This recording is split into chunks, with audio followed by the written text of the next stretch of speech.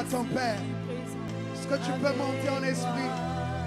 Tu peux monter en esprit.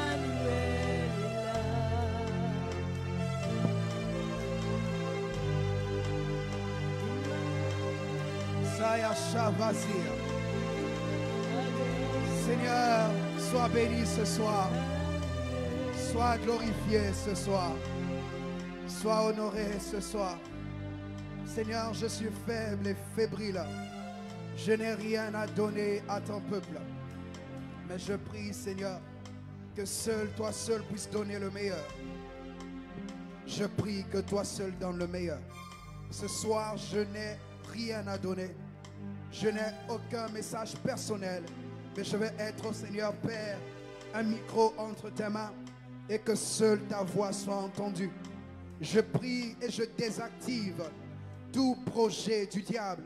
Je désactive les activités des sorciers, les activités des sirènes, les activités des serpents.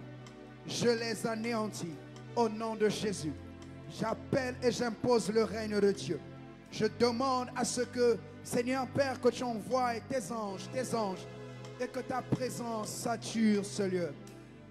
Seigneur, bénis ce message. Oins-moi d'une huile fraîche d'inspiration, d'une double portion, afin que cette parole transforme, renouvelle, rafraîchisse, mais aussi qu'elle se fasse chair. Thank you, Lord, for your presence. Présence. Merci, Seigneur.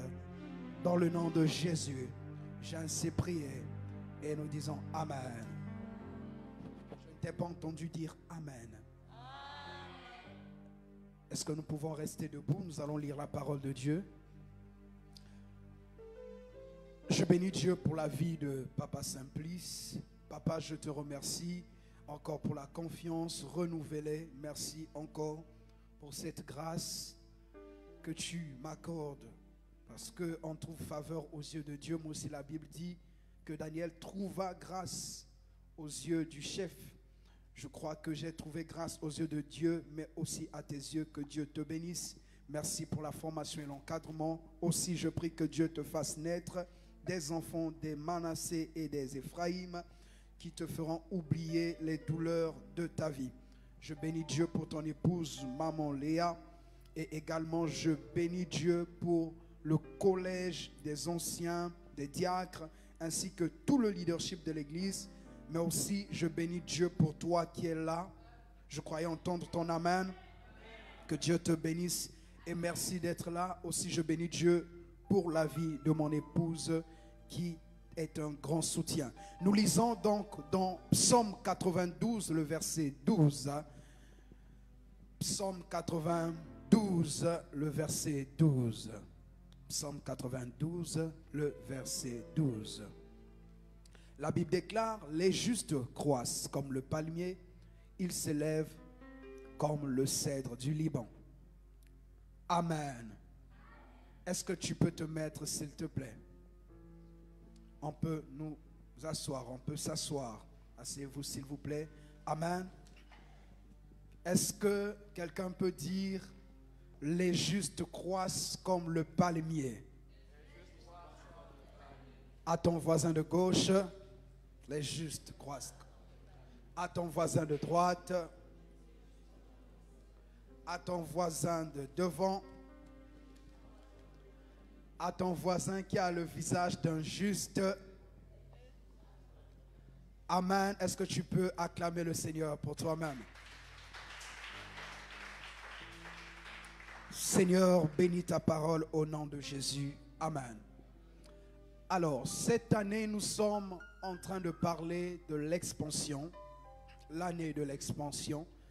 Et l'expansion, nous l'avons définie aussi comme étant la croissance, comme étant l'élargissement, comme étant en fait la progression, comme étant le développement. Alors ici, dans ce verset, dans Psaume 92, 12, le psalmiste est en train de dire que les justes croissent comme le palmier, mais aussi ils s'élèvent comme le cèdre du Liban. Bien-aimés, dans la Bible, il est utilisé des images, des couleurs, des paraboles, des métaphores pour nous expliquer un certain nombre de choses. Et il s'agit bien évidemment aussi en ce lieu d'une explication, mais c'est une explication qui est imagée. Amen. Et ici, bien-aimé, lorsqu'on dit que le juste croît comme le palmier, bien-aimé, on est en train de dire que le juste est appelé à la croissance. Souvenez-vous, dans Luc 2, 52, la Bible dit que Jésus croissait en sagesse, en stature et en grâce devant Dieu et devant les hommes. Amen. Donc c'est ainsi que Dieu nous appelle, nous aussi, qui sommes fils de Dieu, à croître en sagesse, en stature, en grâce devant Dieu et devant les hommes. Donc ici, nous voulons dire qu'ici, la croissance est l'image de l'expansion. Alors, lorsque Dieu appelle un homme comme Abraham, vous allez voir que Abraham qui devient Abraham, dans Genèse 17 au verset 1, Dieu va lui dire, Abraham, la Bible dit dans Genèse 17, 1, lorsque Abraham fut âgé de 99 ans, l'Éternel apparut à Abraham et lui dit, je suis le Dieu Tout-Puissant, marche devant ma face et sois intègre. Notre père, notre patriarche Abraham avait bien aimé les promesses de Dieu. Il devait vivre l'expansion. Dieu avait dit, je te bénirai, je ferai de toi une grande nation, je vais te donner des enfants. C'était ça pour lui son expansion. Donc dans la croissance d'Abraham, sa croissance devait finir à ce qu'il puisse avoir un enfant. Alléluia. Mais ce qui se passe lorsqu'il marche avec Dieu, 24 ans plus tard, il quitte à 75 ans, mais à 99 ans, il ne voit toujours pas ça. Et Dieu revient vers lui et Dieu lui dit, marche devant ma face et sois intègre. Donc le Seigneur est en train de lui dire, dans d'autres versions on dit, marche devant ma face et sois irréprochable. Dieu est en train de lui dire, marche devant ma face et sois juste. Est-ce que tu peux dire, voisin, marche devant la face de Dieu et sois juste? Lorsque Dieu nous appelle à l'accomplissement des promesses, les promesses de Dieu sont attachées à la justice. Alléluia. Donc lorsque Dieu t'a promis quelque chose, il s'attend à ce que tu marches devant sa face, mais aussi que tu sois juste, que je sois juste, que nous soyons intègres devant sa face afin que ses promesses arrivent. Parce que les justes croissent comme le palmier. Il y a un problème de croissance, c'est que quelque part il y a un problème de justice. Et si la justice n'est pas accomplie, cela fera en sorte que l'accomplissement des promesses ou encore l'expansion retarde. Quelqu'un me donne un bon amen. Ce qui se passe, bien aimé, lorsque nous voyons ici, alléluia, lorsque nous voyons ici, je vais me calmer un peu, je suis très chaud ce soir. Lorsque nous voyons ici, Dieu donc appelle Abraham, mais il lui demande d'être juste. Et dans Psaume 1, du verset 1 au verset 3, la Bible dit, heureux l'homme qui ne marche pas selon le conseil des méchants et celui-là qui ne s'arrête pas sur le chemin des pécheurs. Et la Bible dit qu'il est comme un arbre planté près d'un courant d'eau et son feuillage ne flétrit point, mais bien aimé, il donne son fruit en sa saison. Et la Bible dit que tout ce qu'il fait, lui fait quoi? Lui réussit. Alors voici l'image du juste. Voici l'image de ce juste-là qui doit croître. Le juste, c'est celui-là qui ne ment pas. Le juste, c'est celui-là qui ne s'assied pas en compagnie des moqueurs. Le juste, c'est celui-là qui ne passe pas son temps à entendre le conseil des méchants. Parce qu'il y a des conseils qu'on n'entend pas. Il y a des conseils qui nous induisent en erreur. Le juste, c'est celui-là qui marche dans la sainteté. Le juste, c'est celui-là qui s'est dédié à pouvoir faire le bien. Et le psalmiste peut dire que le juste, c'est celui-là qui prête généreusement. Le juste, bien-aimé, c'est aussi cette personne-là qui n'a pas de haine, qui n'a pas de jalousie dans son cœur. On peut être là à l'église, on vient, on prie beaucoup, on jeûne beaucoup, on fait beaucoup de sacrifices. Mais dans le cœur, tout est pourri. Et il y a la haine, il y a la vengeance. On a envie de pouvoir atteindre nos objectifs, de marcher sur les autres. Ça, ce n'est pas l'image du juste. Le juste n'est pas celui-là qui passe son temps à vouloir rabrouer les autres. Celui-là qui passe son temps à vouloir se moquer des autres. À celui-là qui veut toujours montrer qu'il est saint de l'extérieur, mais dans le secret est méchant. Ça, ce n'est pas le juste. Le juste, c'est celui-là, bien-aimé, qui est un homme qui ressemble à Christ. Bien-aimé, lorsqu'on parle du juste, dans Jérémie, la Bible parle de Dieu comme le juste juge. Et Dieu, qui est vu comme le juste juge, c'est Dieu qui marche dans la sainteté. C'est Dieu qui marche dans la droiture. Et le trône de Dieu est assis sur la justice et l'équité. Pourquoi? Parce que tout ce que Dieu fait a un lien avec sa justice. Tout ce que Dieu accomplit a un lien avec la justice. Et bien aimé, par-dessus toutes ces choses, le juste, c'est celui qui est justifié par le sang de Jésus. Donc si tu es ici, tu as un péché, il y a quelque chose qui t'accable, je veux te dire que par le sang de Jésus, Dieu t'a justifié. Le juste, c'est celui-là que Dieu lui-même justifie auprès de ceux qui veulent le détruire. Je ne sais pas combien de personnes, combien de sorciers, combien se sont ligués pour nuire à ta vie, mais le juste, c'est celui-là que Dieu lui-même justifie. Celui-là que Dieu justifie ne combat pas pour lui-même. Celui-là que Dieu justifie n'a pas besoin de fournir des efforts. Il a la justice qu'il reçoit par la foi. Et ce soir, la Bible dit encore que le juste tombe 7 fois et le Seigneur le relève. Là où tu es tombé, que mon Dieu te relève. Là où tu as chuté, que Jésus te relève. Là où comme Pierre tu es allé pécher nu, que Dieu te relève.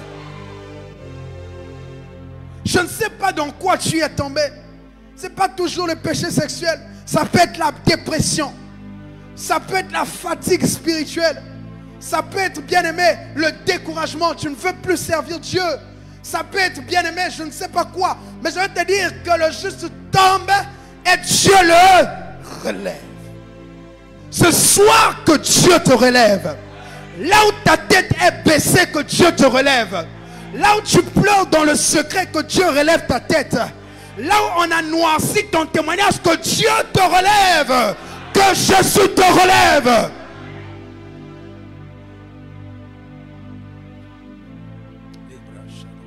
Que Dieu relève quelqu'un ce soir. Tellement plusieurs sont baissés. Tellement plusieurs vivent des choses qui les ont oppressés, qui les ont étouffés, qui les ont mis au plus bas. Mais je veux te dire que Dieu est le juste juge et il te relève.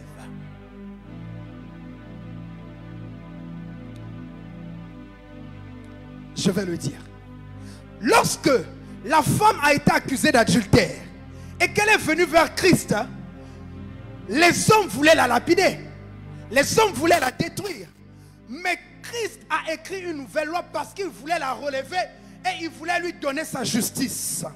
Je veux te dire que là où les hommes veulent te tuer vivant, Dieu va te donner sa justice. Tu n'as pas compris. Là où les situations de la vie veulent t'enterrer vivant, Dieu va te donner sa justice. Il y avait un homme qui était déjà mort. On est venu, on l'a tué. On est venu le jeter sur les eaux d'Élysée.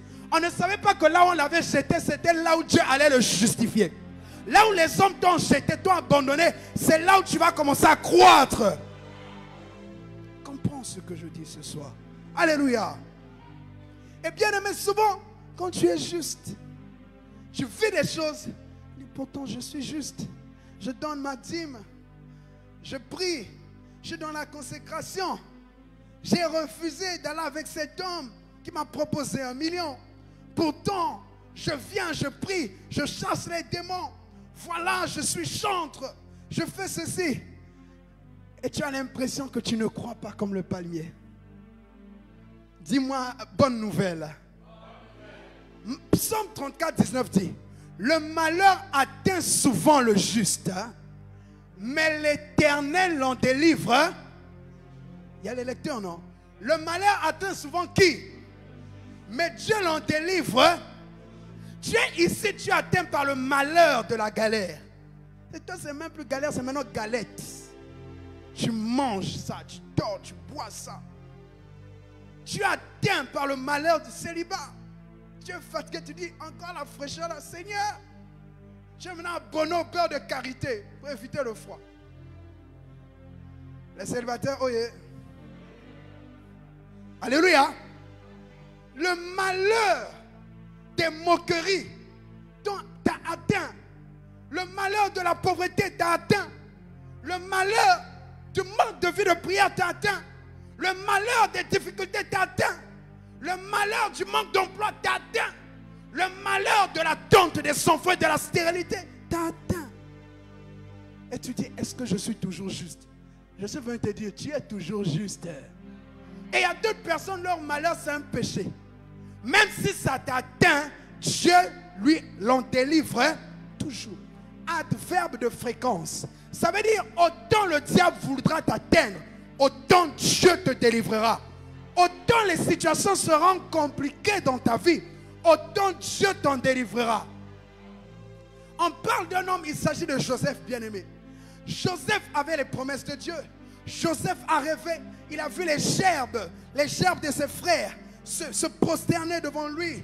Joseph a vu la lune, les étoiles, le soleil se prosterner devant lui.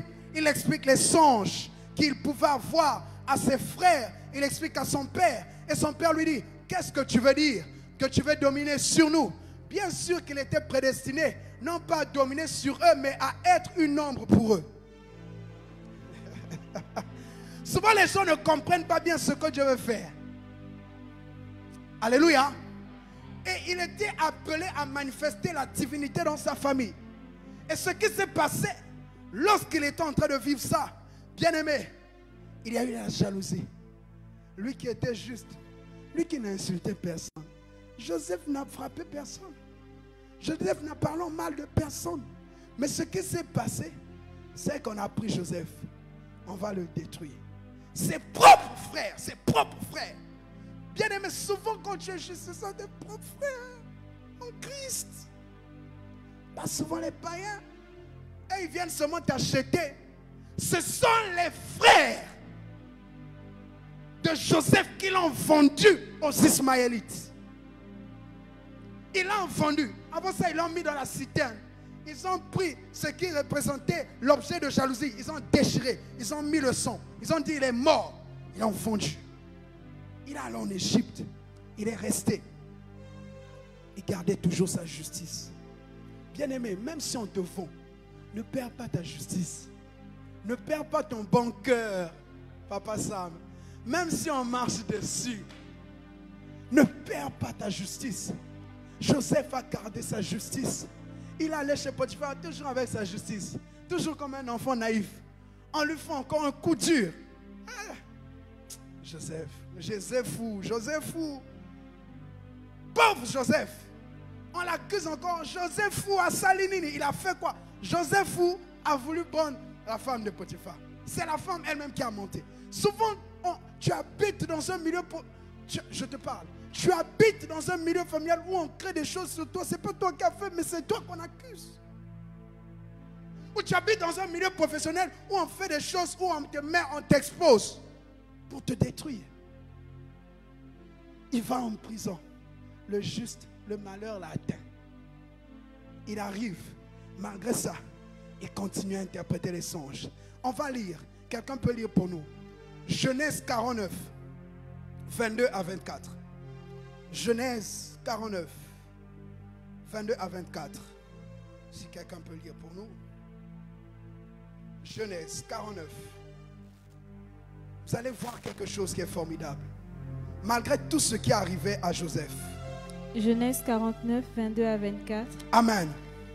Joseph est le rejeton d'un arbre fertile. Joseph est le rejeton d'un arbre fertile.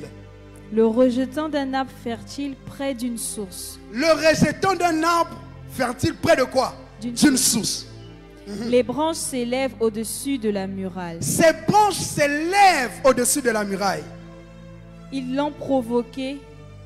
Ils ont lancé des traits. Les archers l'ont poursuivi de leur haine. Mais son arc est demeuré ferme. Son arc est demeuré ferme. Et ses mains ont été fortifiées par les mains du puissant de Jacob. Tu peux t'arrêter là. Et ses mains ont été fortifiées par les mains du puissant de Jacob. Vous savez, bien-aimés, Joseph est un arbre fertile. Je veux te dire que tu es du type de Joseph. Tu es le fruit d'un arbre fertile. Parce que notre Père Jésus-Christ est un arbre vert. Un arbre fertile qui a porté du fruit. Et toi aussi tu es rejetant de David parce que tu es fils d'Abraham par la foi. Donc toi aussi tu partages le même ADN. Est-ce que tu peux dire que c'est le même ADN? Et quand tu as cet ADN en toi, bien-aimé, on peut te trahir, on peut te faire du mal, on peut t'insulter, on peut te bouder comme jamais. Mais la Bible dit, c'est un arbre et ses branches ont poussé au-delà des murailles. Les archers ont attaqué. Ça veut dire qu'on a envoyé les flèches. Ça n'a rien fait. Lorsqu'on parle des archers, ce sont les Rubénites. C'est les fils de Ruben. Donc Ruben, son frère, tout ce monde-là, ça veut dire ses frères ont voulu le tuer. Mais rien n'est arrivé. Ça, on le voit dans Chronique. Donc, bien aimé, malgré tout ça, il est resté un arbre fertile. Est-ce que tu peux dire je suis fertile? Et la Bible dit qu'il s'élève au-delà des murailles. Bien aimé, qu'est-ce que ça signifie? S'élever au-delà des murailles. Parce que nous sommes les palmiers, nous devons croître. C'est une image, j'ai dit. Donc, on dit qu'il s'élève au-delà des murailles. Les murailles étaient le symbole des limites des villes. Les murailles étaient l'image des constructions des hommes. C'était la fortification des hommes. Donc, lorsqu'il était au-delà des murailles, cela était en train de montrer ceci. Que la première des choses, que bien que ses frères l'avaient abandonné, son Rédempteur ne l'avait pas abandonné. Bien que les hommes l'avaient trahi, celui qui avait fait la promesse, on n'avait pas trahi. Bien qu'on l'avait rejeté, bien aimé, Dieu dans l'intimité ne l'avait pas rejeté. Bien qu'on avait dit qu'il était mort, on ne sait pas qu'on était en train de tuer l'ancien lui pour qu'il renaisse dans une autre version. Et ce qui s'est passé, bien aimé, il s'est élevé au-delà de la muraille. Ceci veut dire, lorsque tu es appelé, tu es juste et tu es appelé à marcher selon les desseins de Dieu. Ce qui se passe, bien aimé, c'est que tu vas être élevé au-dessus de la muraille. Dis-moi, ça veut dire quoi? La première des choses, lorsque tu es élevé au-dessus des murailles, ça veut dire que tu vas au-delà des limites des hommes. L'élévation de Joseph n'était pas au milieu d'Israël, c'était au milieu des païens. C'était au milieu d'un peuple qui ne le connaissait pas. Dieu l'appelait à être au-delà. Je vais te dire que lorsque Dieu t'appelle à croître comme un palmier, c'est que ta croissance ira au-delà des murailles.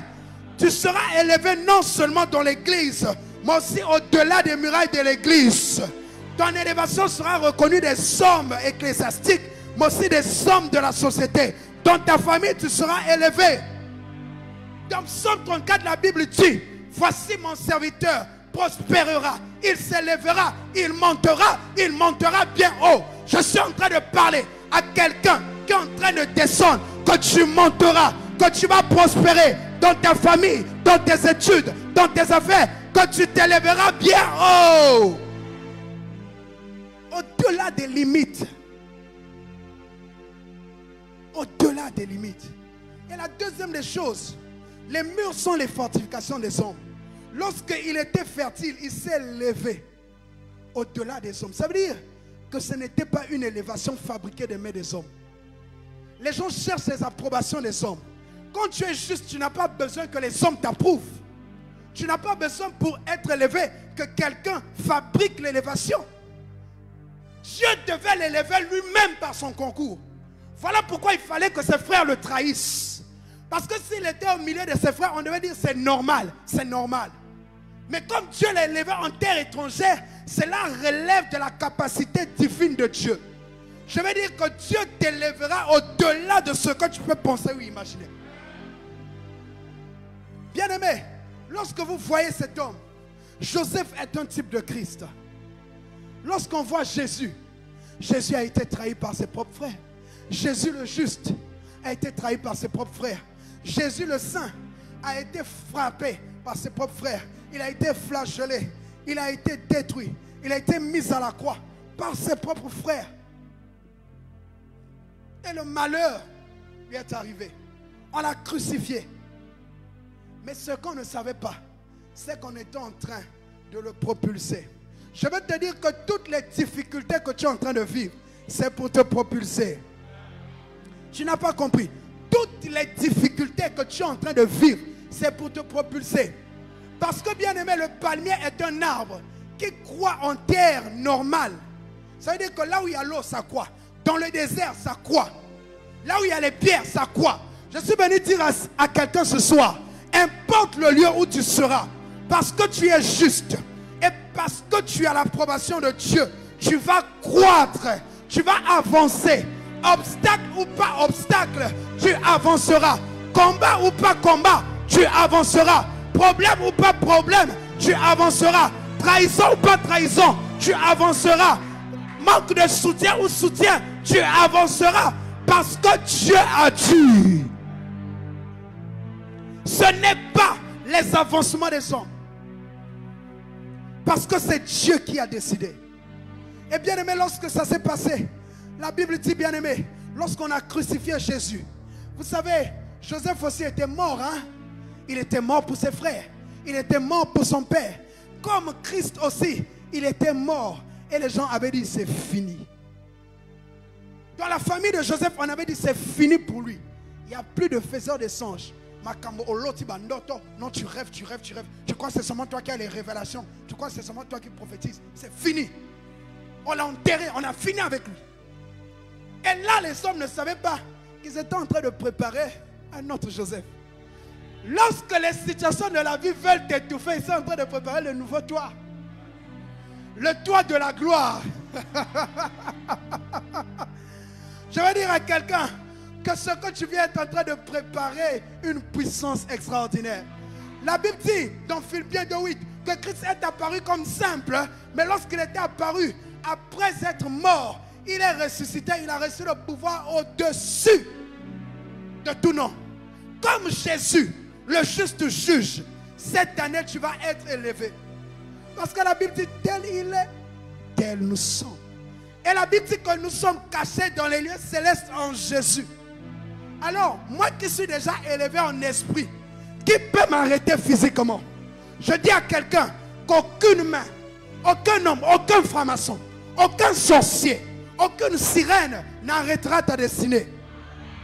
Je décrète ce soir, à partir d'aujourd'hui, que rien n'arrêtera ta destinée. Bien-aimé, lui qui a été rejeté, comme Jésus, après qu'on l'ait crucifié, la Bible dit que la pierre qu'ont rejeté les bâtisseurs est devenue la principale. Joseph qui était le dernier, l'oublié, celui qui était tué, il est devenu le fils principal. Et vous savez, hein, lorsqu'on parle de la primauté ou encore du droit d'aînesse, il a été donné à Joseph. Je dis que là où tu étais dernier, tu vas devenir premier. Là où on t'avait tué, là où il y avait les privilèges que tu avais perdus, tu vas les gagner parce que Dieu t'appelle à croître. Et voici, je vais terminer par cette anecdote. Vous savez, lorsqu'un palmier est là, lorsqu'il grandit, on utilise ses feuilles pour faire des sacs. On vient, on enlève ses rameaux. On vient, on enlève ses feuilles. Et on utilise pour faire des sacs. On utilise pour faire des toitures. On a l'impression qu'on dépouille le palmier. Et le palmier continue de grandir. Parfois même on l'enlève. Quand vous partez sur la corniche, on a mis des palmiers adultes. On les a enlevés, on les a emmenés. Ils poussent là-bas. Parfois on l'enlève même d'un lieu. On dit qu'il va mourir. Mais il arrive, il se réintègre. Il avance. Et par la suite, on le rejette. Mais quand il y a le soleil, on vient derrière ces feuilles de palmier. Parce que derrière les feuilles de palmier, ça empêche la chaleur de passer et ça rafraîchit. Je parle à la vie de quelqu'un, tu deviendras un rafraîchissement. On te cherchera parce que tu deviendras un rafraîchissement. Et ce qui s'est passé encore, on avance. Le palmier n'est pas seulement un rafraîchissement, mais comme ça donne aussi des noix. Les noix de palmier. Et il y a 2500 types de palmiers. 2500.